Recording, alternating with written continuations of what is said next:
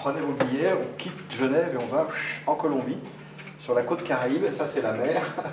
La conquête espagnole se passe par ici à peu près en 1525. Conquête espagnole, on imagine bien que les Indiens qui vivaient là se replient dans les montagnes. Les cogis les plus traditionnels, qui gardaient vraiment certaines connaissances qui étaient un peu acculées là-haut, sont passés par-dessus les sommets et sont venus se réfugier ici. Donc ils sont restés tranquilles jusque dans les années, on va dire, 60-70. Ils vivaient là, avec leur savoir, leur tradition. Vous nous prêtez des terres pendant 6 générations de chamans. Et dans 6 générations de chamans, on vous les rendra. Tout le travail de rachat de terre qu'on fait actuellement, ça leur permet de retrouver leur terre ancestrale et de libérer, de leur permettre de tenir leur engagement en les libérant de cette promesse, et en laissant au Concouamo leur terre, en permettant aux Cogis de revenir ici. Le problème, c'est que l'administration colombienne n'a pas du tout cette logique-là. Elle a une logique administrative en fonction des grandes villes. Donc dès que les Indiens quittent un département pour aller dans un autre département, c'est un bazar administratif pas possible. Rajouter un soupçon de guérilla et un zeste de paramilitaire, secouer fort. Qu'est-ce qu'on a réussi à faire pour l'instant? On a acheté, j'ai plus les chiffres en tête, une dizaine de terres en bas de la vallée, une dizaine de terres en haut de la vallée, une dizaine de terres au milieu, parce que c'est des gens qui ont un système de vie où ils se déplacent en permanence de terre en terre. La seule chose que je peux vous dire, c'est que 1, les arbres poussent. 2, les rivières recoulent. 3, les perroquets reviennent. 4, il y a 30 maisons là où il y avait un désert. Et 5, les enfants rigolent. Je n'ai pas grand-chose d'autre à vous dire que merci pour ceux qui ont contribué.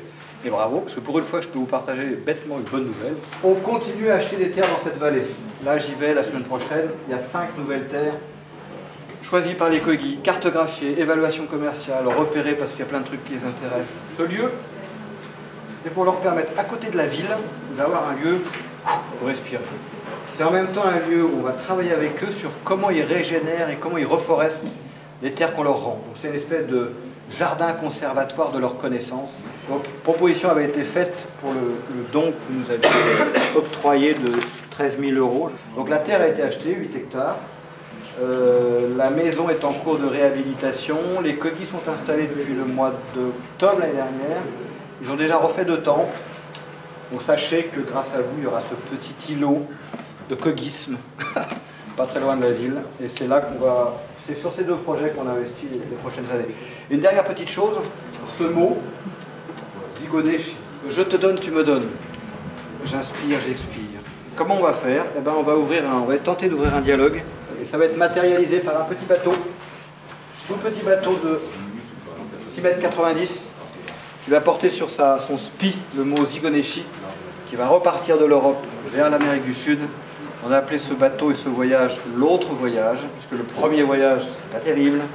Il a eu lieu, il a fait ce qu'il a fait, c'était pas terrible.